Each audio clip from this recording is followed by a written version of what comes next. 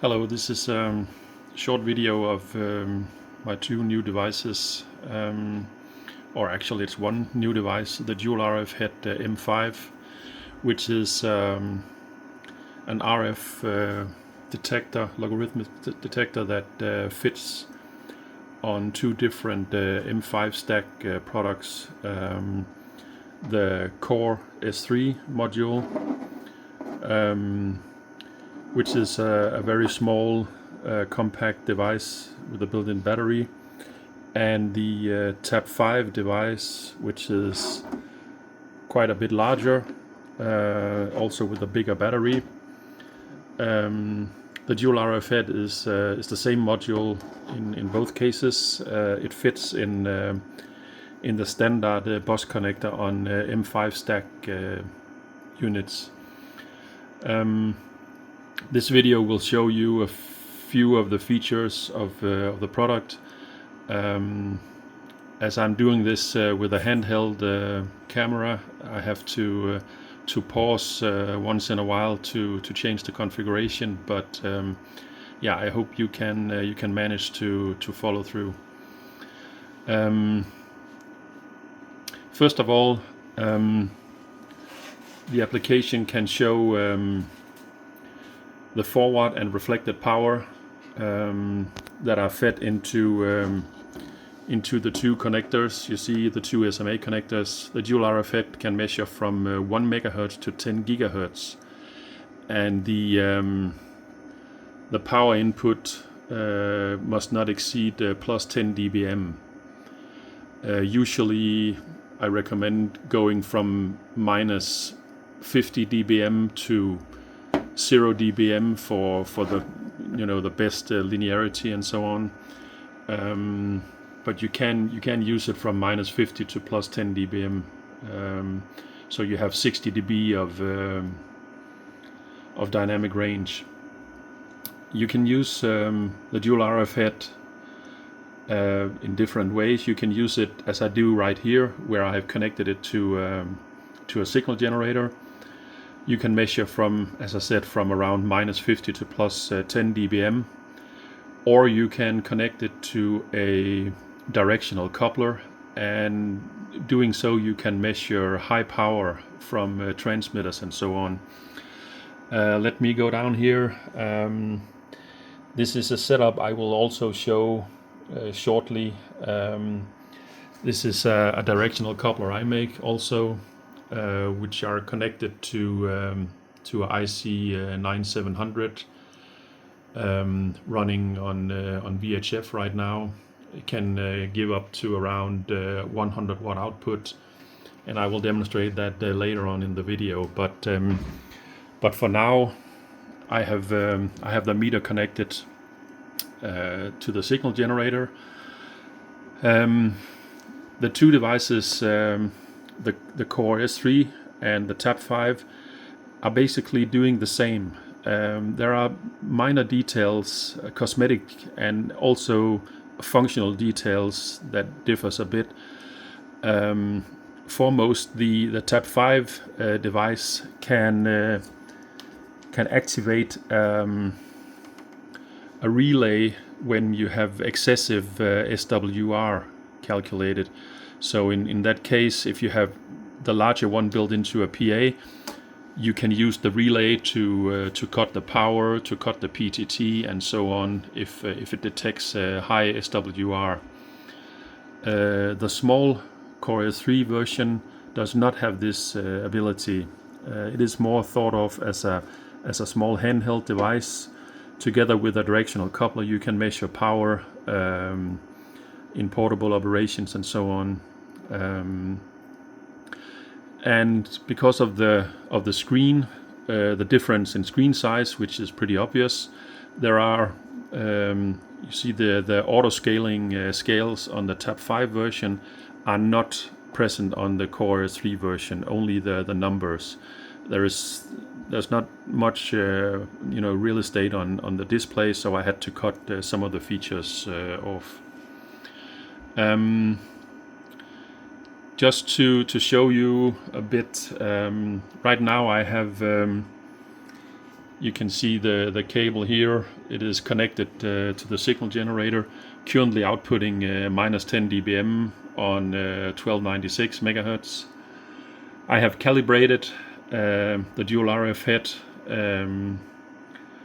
together with the signal generator, and if I go ahead here and type in, for example, minus 30 dBm, you see the number changes. I can do minus 10, I can do plus 3 dBm, we can do minus 42 dBm, and so on. You see it's pretty good and pretty accurate. Let me see, I got that wrong. I got it switched off, sorry. Yeah, there we have it again. I switched off the output. Let me see if we go to level minus, let's say minus 10. Something I also can do here is I can, I should maybe show you first. The display can show, as you see on the CoreS3, it shows watt, and this one shows dBm. You have a small button here. You can change going from watt to dBm, and it doesn't make much sense to show watts here while we are doing some low signal stuff at the sub milliwatt levels, and you can basically, you could say that the watt display is probably used when you connect a directional coupler, where you measure power from a transmitter and so on. And the dBm is probably, if you use it in the lab for doing various stuff, measuring outputs of oscillators and whatnot. Anyway, the feature is there, and if you use it in watt or in dBm, that's up to you and the way you use it. Another thing I will touch right now is that I can switch on modulation on the signal generator. Right now it's outputting AM, and this mimics pretty much how it would be if you are running SSB or some other non-continuous carrier mode. And you see the power on the meter goes up and down like crazy. And that is because the meter is showing the average power, or the average power, and the sampling will, make it so that you don't see a steady carrier. You can, if I can activate it, there it was.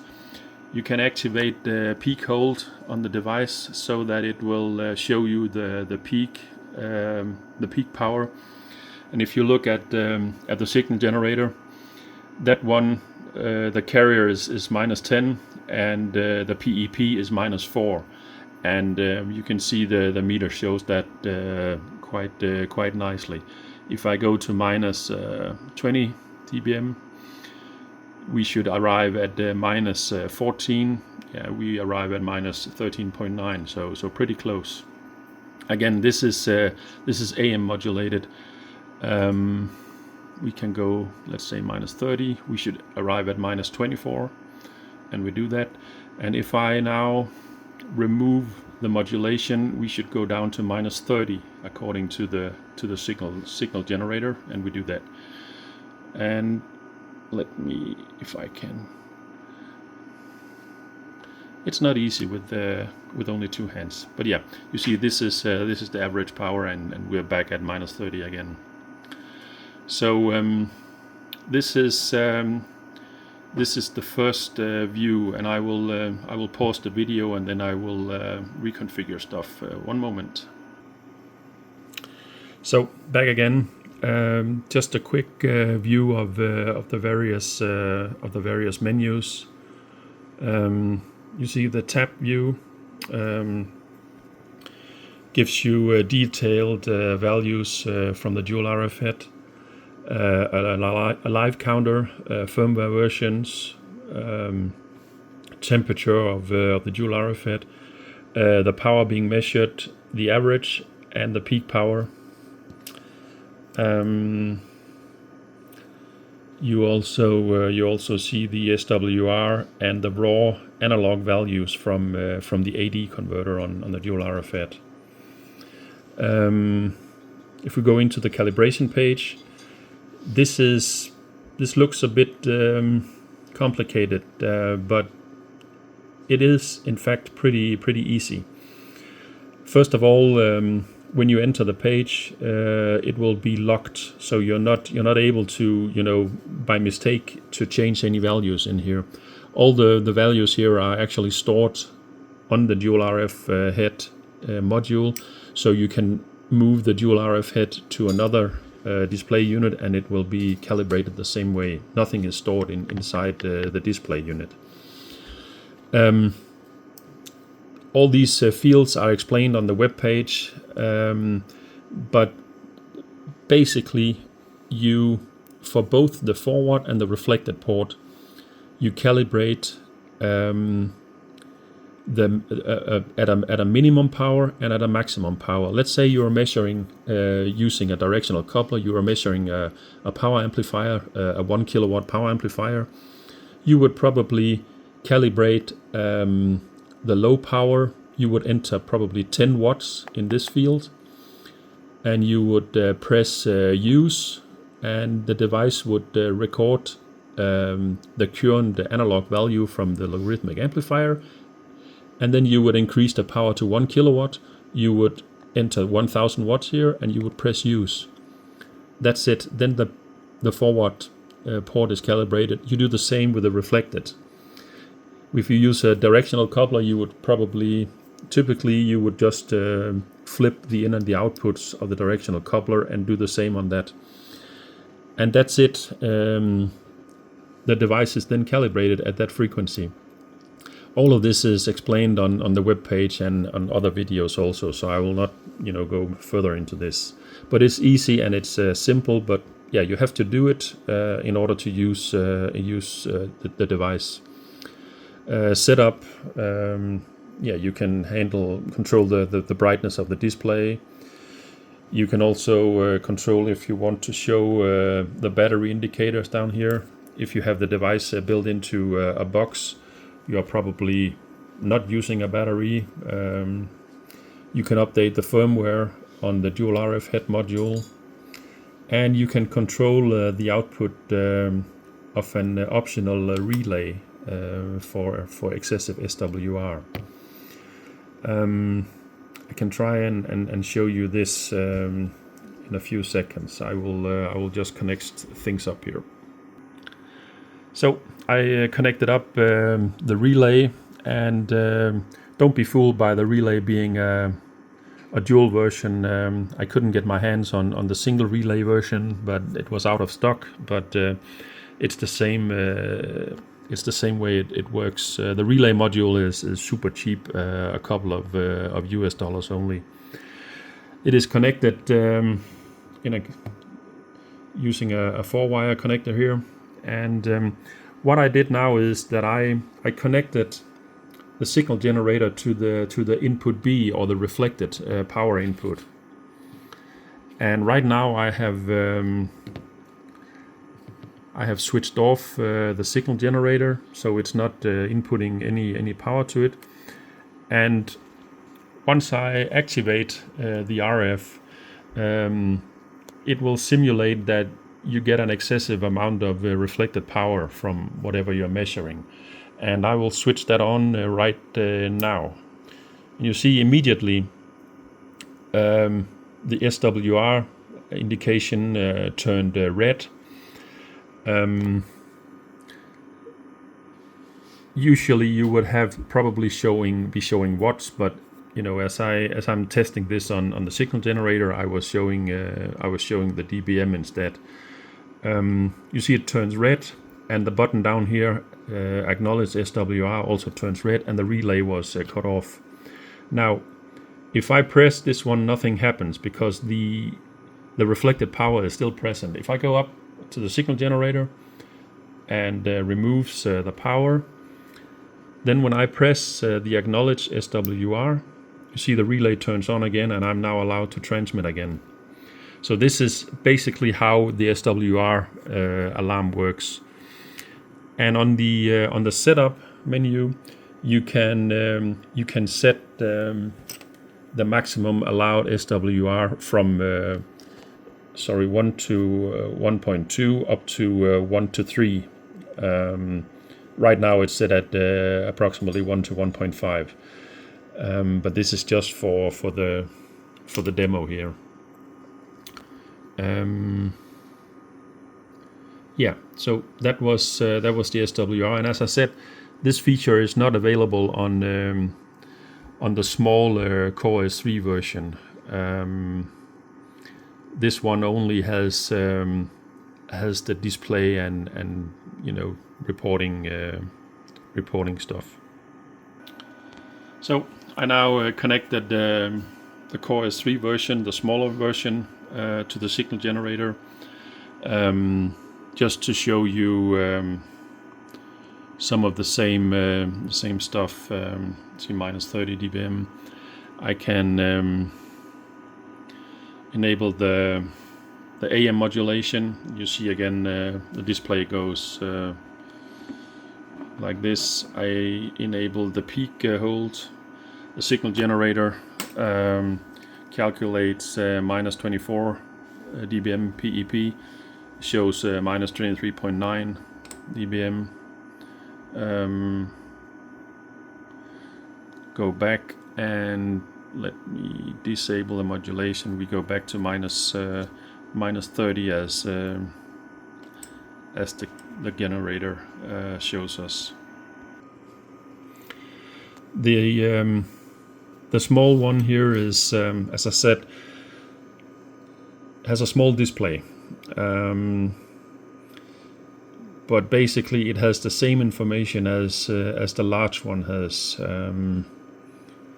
One difference is the calibration menu. This is a bit crowded and laid out in a different way. You can still totally do it here, but it's a little bit. You don't need the biggest fingers, I think, or you could use a touch stylus, a pen, to do it. But you can do it. Again, setup. You see the max SWR is lacking here, but yeah, that's pretty much it. The same. You need to enable. You need to enable this one in order to change the values and so on. But other than that, it's it can be done. So this is again, you have the same features regarding dBm and watts and so on. So calibrating on the screen is one way of doing it. But as I said, the calibration screen is a bit small. So this brings me to another feature that is in both the large one and also the small one. You see that I have now connected it with a USB cable. The USB cable charges the internal battery. You see the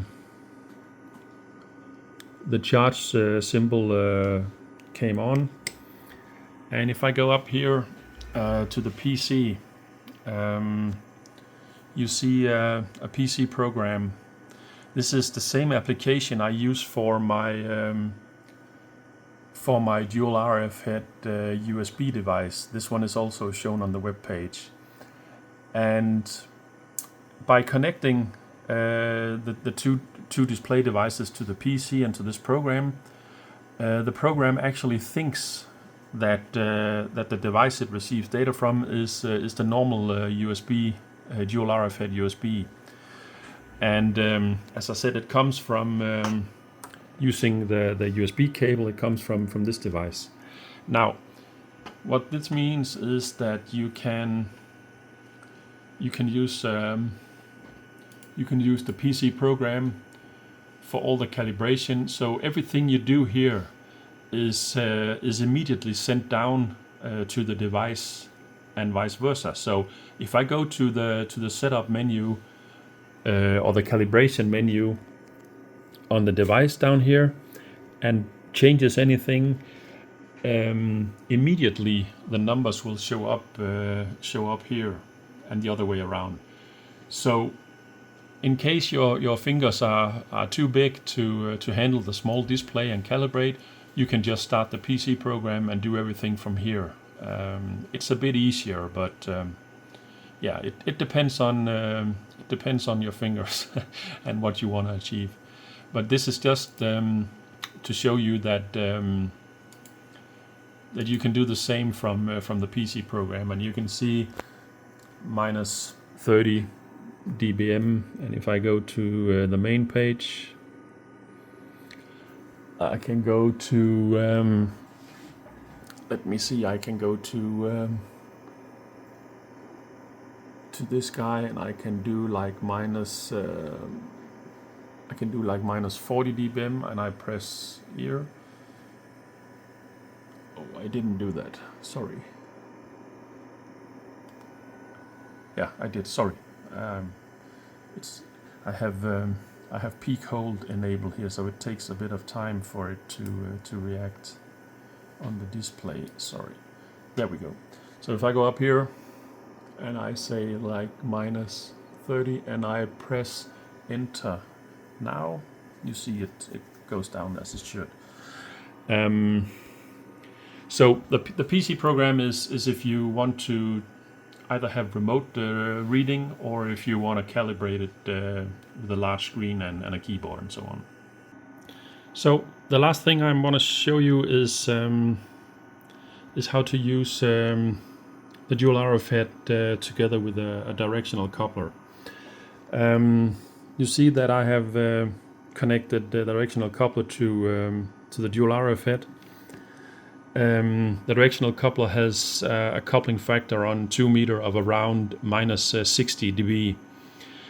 So this means that at 1 kilowatt through the directional coupler, I would get 0 dBm out, which is perfect for the dual RF head. On other bands, the directional coupler here covers from 2 meter to 13 centimeters, from 144 megahertz to 2300 megahertz. And on, for example, 23 centimeters, 1.3 gigahertz, it has a coupling of, I think, around 42 dB or so. And in that case, if you put 1 kilowatt through it, you would get plus 18 dBm on the output, which is too much for the dual RF head. So in that case, you would put probably a 20 dB SMA attenuator on the output to get into a safe zone for the dual RF head. As I said, limited to around 0 or maybe plus 5 dBm. The setup here is my ICOM IC 9700 on 2 meters through the directional coupler, through and 30 dB attenuator, and into an Agilent milliwatt meter, which has been calibrated too. And let me start by going into transmit. You see on the milliwatt meter 390 milliwatts and showing 0.4 watts here. Now I can go ahead and increase the power a bit. Let me go to 15.0 watts. You see 15.0. You see 15.0. I can go a bit up and down. You see the scale to the right of the number auto scales, and selects the next higher number in power. Let's go 11.1. You see 11.1. Again, we can go and show, instead of watt, we can show dBm, and that makes a bit more sense, I guess. You see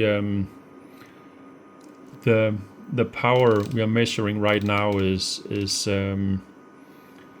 around, let me go up here, around 46 dBm, which fits perfect with 40 watts. You have the reflected power minus 37 and an incredible return loss, which is obviously not correct because you can't measure return loss like that. But anyway, in the dBm mode, those two numbers are subtracted and showing the resulted. And if you go to the watt mode, if I can do that, you see, yeah, SWR of 1:1, reflected 0.0 watts. So this is, let me turn down again. Don't want to overheat anything here. You can do a bit more, 10.1, see 10.1 and so on. And again, this is another usage of the system using a directional coupler, and you can use pretty much any directional coupler, either this one, or there are a lot of surplus directional couplers to be had, which can be used.